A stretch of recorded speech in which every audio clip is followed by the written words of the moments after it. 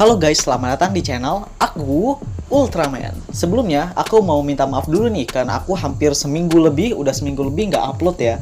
Itu karena gua udah mulai dapat kerja dan gue mulai kerja. Nah, mulai di saat itulah gua sibuk ya teman-teman ya. Jadi ya gua agak kelelahan aja dan gue belum bikin karena waktu itu emang lagi fokus nyari-nyari kerja, bikin lamaran dan ya pas kerja ya jadinya udah sibuk banget gitu lah. Tapi ya pokoknya itu intinya gue minta maaf banget. Oke, sekarang kita fokus aja untuk pembahasan Ultraman Decker episode 6 ya. Kalau begitu, let's go.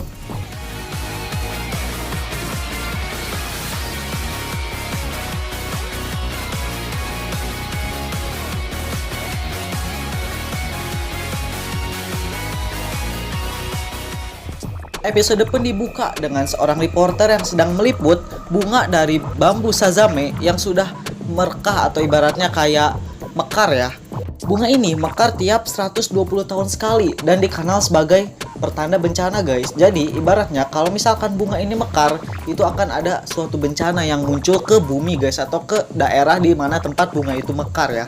Lalu gak lama muncullah sebuah pelangi ya, yang dimana itu menandakan dari munculnya sebuah monster, yaitu Pagos guys. Nah, si Pagos ini tiba-tiba muncul aja secara misterius ya, dan langsung aja ke opening dari Ultraman Decker ini.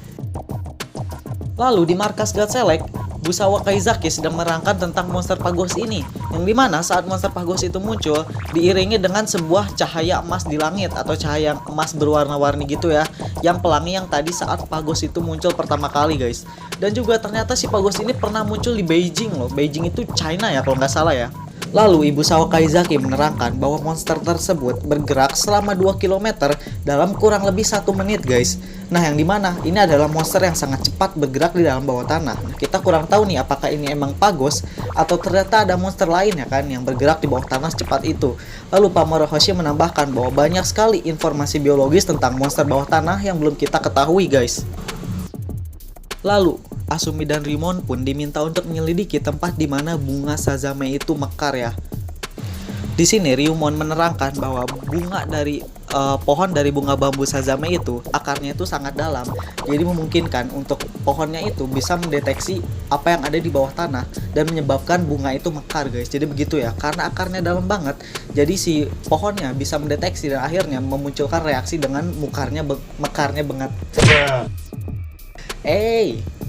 Dengan mekarnya bunga tersebut ya guys ya. Lalu saat si Asumi sedang menanyakan pendapatnya kepada seorang warga ya, yaitu nenek-nenek. Nah, si nenek-nenek itu menjawab bahwa itu adalah dewa bumi yang sedang marah. Maka dia menunjukkan pertandanya dengan membuat bunga bambu sazame itu mekar dan juga memunculkan monster, begitu guys. Lalu si nenek-nenek itu menunjuk kepada salah satu pabrik yang ada di sekitar situ ya, yang dimana ternyata itu adalah pabrik pengeboran logam ya. Ternyata setelah dicari tahu, ternyata itu adalah pabrik pengeboran logam super kritis. Gua juga kurang tahu sih pabrik logam super kritis itu apa. Saat si Ryumon mau menerangkan teorinya, tiba-tiba muncullah pelangi yang disusul dengan kemunculan Pagos ya. Asumi disuruh untuk evakuasi warga sipil, sedangkan si Ryumon akan menangani monster tersebut ya guys ya. Nah, saat si saat si Ryumon lagi menembaki monster tersebut, nah si monster tersebut menyemburkan api dong, yang dimana pas si Ryumon nge-backup ke bawah gedung, ke bawah bangunannya runtuh dan nimpa si Ryumon. Tapi si Ryumon di situ masih sadar dan dia masih nembakin si monsternya itu ya guys ya. Lalu si monster itu masuk ke dalam bawah tanah dan menyalip si Asumi yang sedang evakuasi warga dengan cepat banget. Lalu dia muncul lagi di sebuah daratan yang dimana dia mengincar sebuah gedung ya guys ya. Lalu dia menabrakkan kepalanya gitu. Ternyata dia sedang mengambil kayak tabung gas energi gitu ya, atau mungkin bisa dibilang semacam tangki energi gitu ya. Yang dimana si Ryumon abis itu langsung pingsan, dan juga si Pagos setelah memakan tangki energi tersebut, dia langsung masuk lagi tuh ke dalam tanah. Pas si Asumi nyamperin si Ryumon udah tergeletak aja tuh. Nah, di markas God Select ada Busawa Kaizaki yang sedang menerangkan tentang fenomena cahaya atau pelangi yang terjadi saat Pagos muncul. Lalu itu Pak Morohoshi menanyakan tentang kondisinya si Ryumon, bahwa kondisi Ryumon itu baik-baik saja tapi dia disuruh istirahat. Tapi si Ryumon ini malah dia latihan nge-gym guys. Waduh, emang ini Ryumon ini sangat keras kepala sekali ya, dia bersikeras gitu loh. Nah, di sini si Ryumon curhat nih sama si Azumi bahwa dia itu dulu tumbuh berkecukupan, guys. Nah, bahwa saking berkecukupannya, dia melakukan apapun, mendapatkan apapun tanpa usaha, guys ya, karena dia berkecukupan, pasti dia banyak duit dong ya kan. Hanya menjadi anggota God Select inilah yang dimana dia harus berusaha, guys. Lalu si Ryumon nanya nih ke si Azumi, gimana dengan lu? Gimana dengan kamu? Azumi menjawab kalau dia itu melakukannya dengan santai ya kan. Tapi si Ryumon gak percaya tuh. Si Ryumon tahu kalau diam-diam si Asumi itu emang sering berlatih juga, guys. Lalu si Ryumon ini bilang kalau kita itu harus jadi sempurna. Karena tugas kita itu menyelamatkan nyawa, jadi kita harus sempurna. Kalau kita gak sempurna, ini bukan apa-apa. Si Ryumon tuh bilang gitu ya. Itu menunjukkan kalau sikap Ryumon ini sangat keras ya.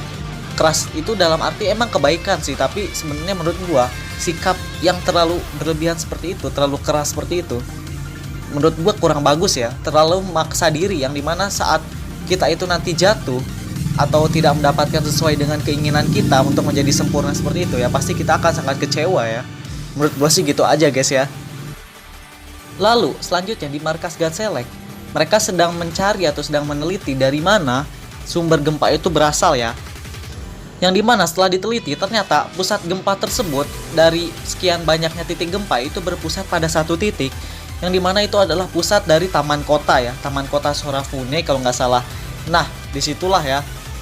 Nah, setelah itu Ryumon, Asumi, dan Ichika mereka ditugaskan untuk evakuasi warga dan juga menyelidiki tentang taman kota tersebut di bawah tanahnya ya, karena kemungkinan itu adalah sarang dari para monster bawah tanah, guys.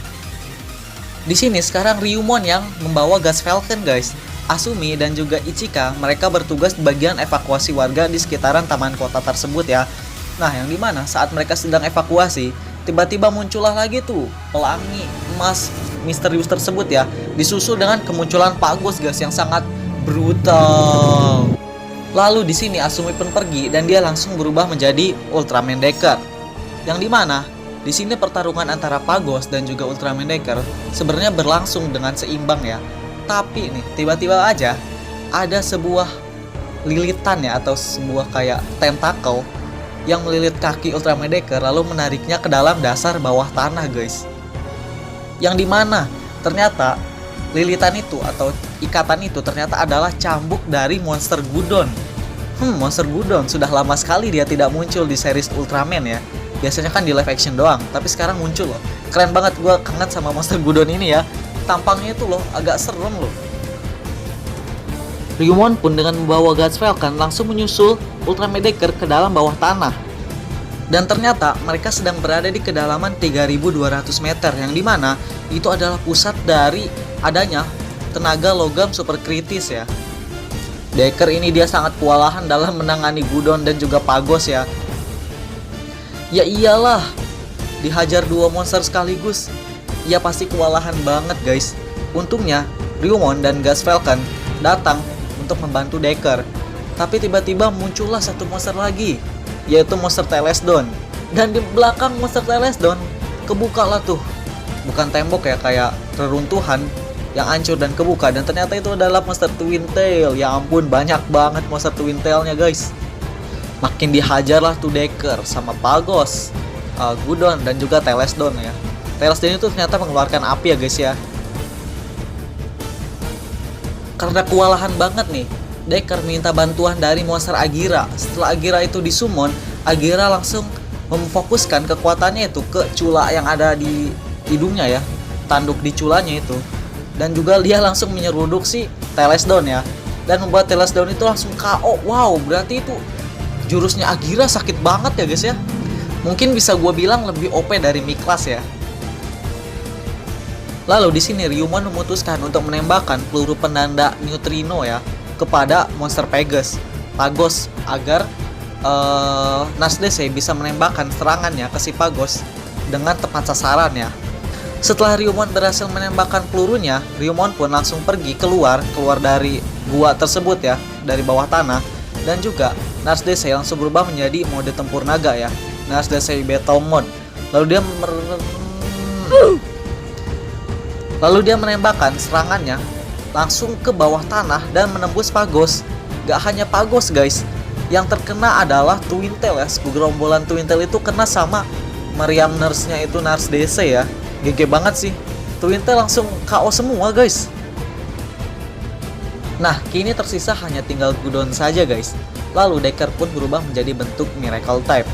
Setelah Decker berubah menjadi bentuk Miracle Type, Decker langsung mensummon sebuah portal yang dimana karena Gudon itu nggak punya akal pikiran ya, dia langsung tabrak aja dah tuh portalnya. Setelah Gudon masuk ke portal tersebut, Decker juga ikut masuk, yang dimana itu mau teleport ternyata di langit guys. Ya, di langit. Setelah Gudon dan Decker keluar, Decker langsung mengeluarkan jurusnya. Gue kurang tahu sih nama jurusnya apa ya. Mungkin kalian yang tahu, kalian boleh komen aja di bawah guys. Nah, Decker pun mengeluarkan jurusnya dengan sangat epic dan keren ya. Gudon sempat deh menangkis jurusnya, mencoba menahan jurusnya si Decker ini ya. Tapi karena jurusnya Decker terlalu kuat bagi Gudon, Gudon akhirnya terkena serangan tersebut dan akhirnya Gudon pun meledak di angkasa, kalah ya. Decker pun langsung landing di daratan dengan menghancurkan tanah dan jalan ya. Buset, udah jadi Miracle Type masih aja benturannya sekencang itu ya. Padahal Miracle Type itu beratnya lebih ringan loh, tapi masih aja ya. Namanya juga raksasa ya kan. Di sini guys, si Busawa Kaizaki dan juga Kapten Murahoshi ya, mereka sempat takjub dengan skillnya si Ryumon ini. Kenapa bisa nggak takjub coba? Ryumon itu punya skill pengamatan yang bagus banget dan juga skill menembak yang bagus guys. Nah, Pak Murahoshi pun memanggil Ryumon dengan sebutan si pengamat yang jenius. Wah, keren banget guys. Lalu saat Asumi dan Ryumon sedang ada di loker barang ya, si Asumi itu bilang ke Ryumon bahwa Asumi mengira awalnya Ryumon adalah orang yang keras kepala, yang sangat terobsesi dengan kesempurnaan guys. Lalu di sini si Ryumon bilang bahwa dulu ia pernah diselamatkan oleh seseorang itu adalah anggota PPT ya. Nah, sejak saat itulah dia mulai memiliki cita-cita untuk menjadi seorang God Select, memiliki pekerjaan yang bisa menyelamatkan nyawa seseorang ya. Jadi istilahnya dia itu terinspirasi lah guys ya, karena dia pernah diselamatkan oleh anggota PPT. Tugas kita adalah menyelamatkan nyawa, karena itulah kita harus sempurna. Di situ si Ryumon bilang, ngena banget ya guys ya. Dari itu karena dukungan sudut pandang kamera dan pencahayaannya juga gitu loh. Gue jadi merasa masuk ke hati gue gitu. GG banget sih. Dan episode pun selesai. Lalu setelah itu kita langsung masuk ke pembahasannya guys ya. Let's go.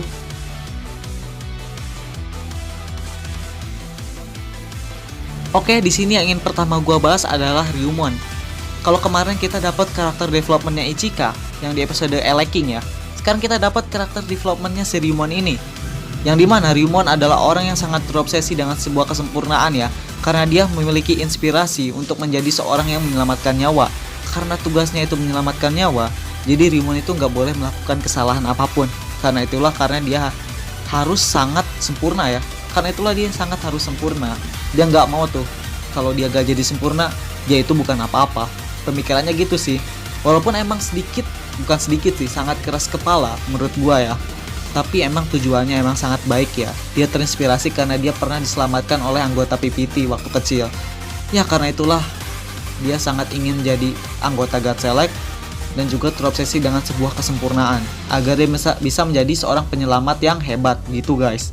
Ini kita dapat salah satu karakter development dari si Ryumon ya. Semoga aja kita dapat karakter development yang lain, yaitu Sawa Kaizaki dan juga si kaptennya. Karena gue belum dapat tuh dua karakter itu ya. Kalau Hanejiro mungkin gak terlalu penting ya, karena dia kan robot. Tapi lebih baik lagi kalau dibikin juga gitu loh.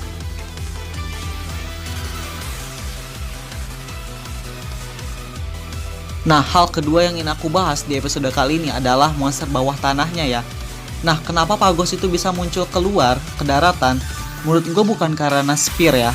Di sini karena ada pabrik penambang logam, yang dimana logam super kritis itu yang digali atau ditambang oleh pabrik tersebut adalah sumber energi atau sumber makanan bagi para monster di bawah tanah.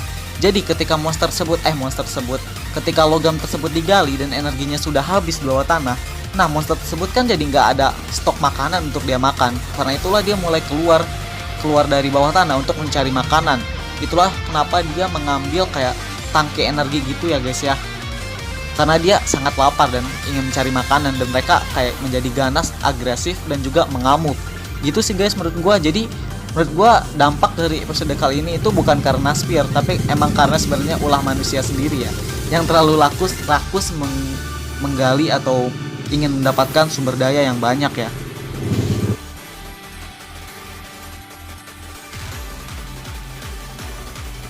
Lalu pembahasan yang ketiga adalah, menurut gua episode kali ini adalah episode yang penuh kejutan. Kenapa? Karena gua kira monster yang muncul itu hanya Pagos.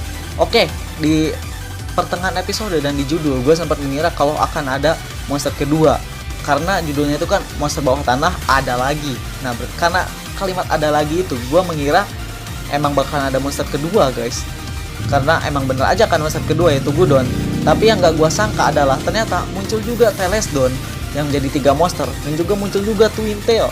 Twin Tailnya dalam jumlah banyak lagi, dan jadi monsternya banyak deh. Nah, itulah yang membuat gue jadi surprise dan terkejut ya, karena gua kira hanya akan ada 1-2 monster aja, ternyata lebih dari 2 monster. Jadi ya episode ini selain fase ceritanya yang gak buru-buru, sangat santai, tapi juga kayak inti permasalahannya dapet. Ada surprise-nya juga yang dimana ada monster Gudon yang udah lama banget ke gua lihat, ada Telesdon dan juga ada Twin Tail ya. Walaupun Twin Tailnya gak ikut debut sih, tapi gak masalah lah ya. Itulah kelebihan episode kali ini ya. Oke guys, so jadi itulah pembahasan alur cerita dan juga beberapa poin yang telah gua bahas ya di episode kali ini. Mohon maaf banget kalau ada poin-poin atau easter egg yang gua nggak tahu dan juga kelewat, karena gua bikinnya ini agak sedikit lagi capek dan juga buru-buru ya. Tapi nggak apa-apa, gua tetap semangat untuk upload. Walaupun gua nggak tahu nih viewsnya akan turun karena gua lama gak upload atau enggak ya. Mudah-mudahan aja enggak deh, karena gua ingin channel ini tetap lanjut ya. Oke guys, so jadi terima kasih buat kalian udah nonton video gua kali ini. Jangan lupa like, comment, share, dan subscribe. Oh iya, sebelum itu, untuk pembahasan Decker next episode yang dimana si Kengo itu comeback ya, akan gua bahas nextnya ya. Mungkin sehari atau 2 hari ke depan, lalu disusul dengan Rebirth ya. Gitu guys, karena gua butuh waktu buat ngeditnya juga ya. Karena gua kan sekarang udah kerja, jadi gua butuh waktu buat ngeditnya. Gua nggak bisa mungkin upload setiap hari. Kalau enggak ya seenggaknya sehari enggak, sehari upload, sehari enggak, sehari upload. Karena gue butuh waktu buat ngeditnya guys ya. Oke guys, so jadi itulah video dari gue. Terima kasih buat kalian yang udah menonton video kali ini. Jangan lupa like, comment, share, dan subscribe kalau begitu. Terima kasih. Salam dari aku Ultraman. Dadah.